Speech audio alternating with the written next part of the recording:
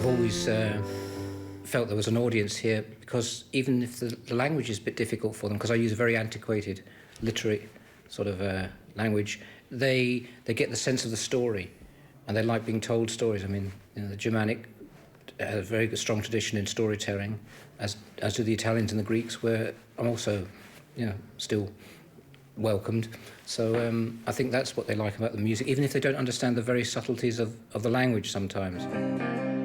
Fairies, please, why I won't hear another word.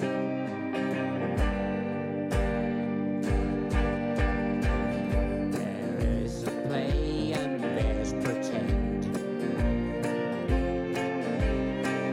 where one begins, the other ends.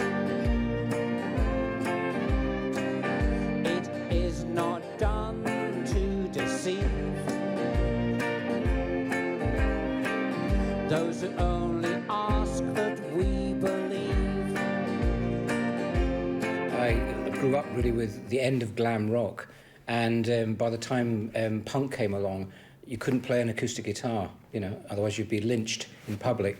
So I felt very self-conscious about writing acoustic songs. On my first album I only had, I think, one, Lon Chaney, with a violin and acoustic, but that was what I felt was really me, and I'm still doing that. You know, with classical instruments, because I feel that is something that has a lot of history behind it. You feel the history of the instruments. They're real instruments, they're made of wood, and the sound, it conjures up a period immediately, you know, the Regency period or the Baroque period. So I like to have that in along with the words, which are very evocative of a period. So you know, that sort of music couldn't be made at that time, but I thought, well, that's what I want to hear.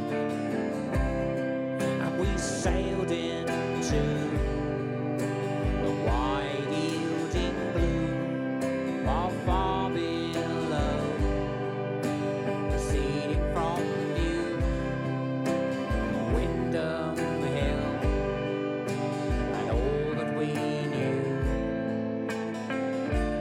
I was a very strange child. My father was a writer, my mother was an actress, so I suppose those two things had to come out in me. And I wasn't interested in the ordinary world, the mundane world. I wasn't interested in politics. I thought, you know, there's other people who can write much better about that, and about relationships.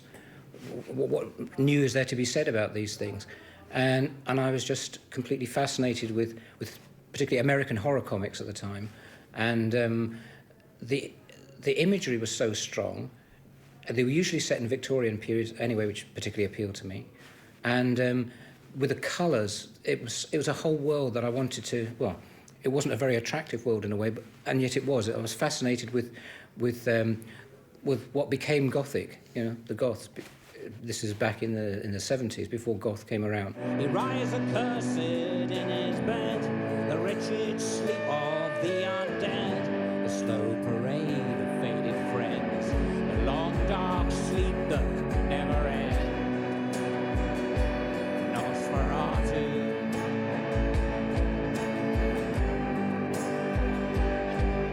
He sleeps the sleep of the undead. No, it's funny. A lot of it is very whimsical, and I think it's very healthy to laugh at yourself. No, somebody said it was Gothic rock as cartoon, which I think is not far wrong, you know. Ask Tweedledum and Tweedledee, but neither one knew where Alice's house